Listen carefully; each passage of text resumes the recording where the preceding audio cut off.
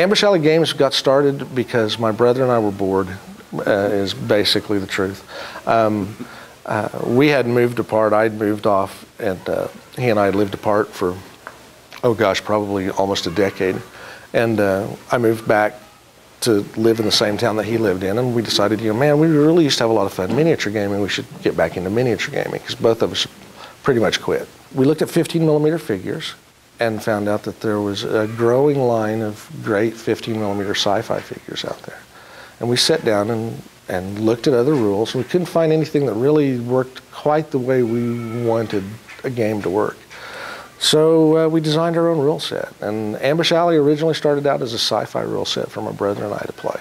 And as we were working on rules for sci-fi insurgents, we realized, hey, by accident, we've kind of invented an asymmetric warfare game that would work great for what's going on in the news right now.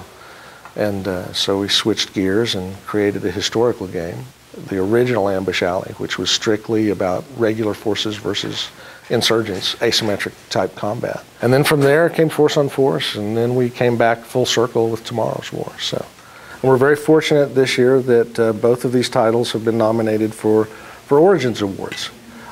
Force on Force was our original book that we came out with Osprey Publishing. It's the descendant of our original Ambush Alley games, Ambush Alley game, and the Force on Force supplement that came after it.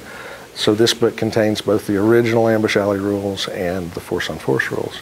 And of course it's modern warfare, basically from post-World War II forward. And then shortly after that we came out with Tomorrow's War, which is our sci-fi game. Uses the same basic mechanics as Force on Force. And it's a toolbox game.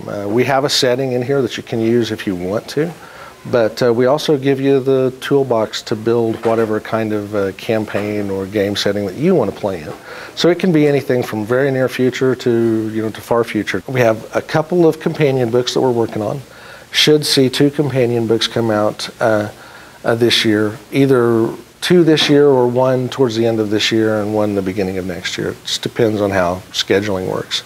The first one is going to be a book that focuses on aliens and modified special forces, so special forces that have been genetically engineered or cybernetically augmented.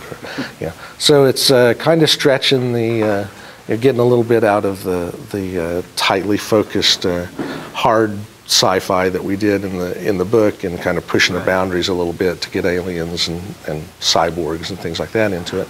But the philosophy is still the same. We're still sticking with concepts that we feel like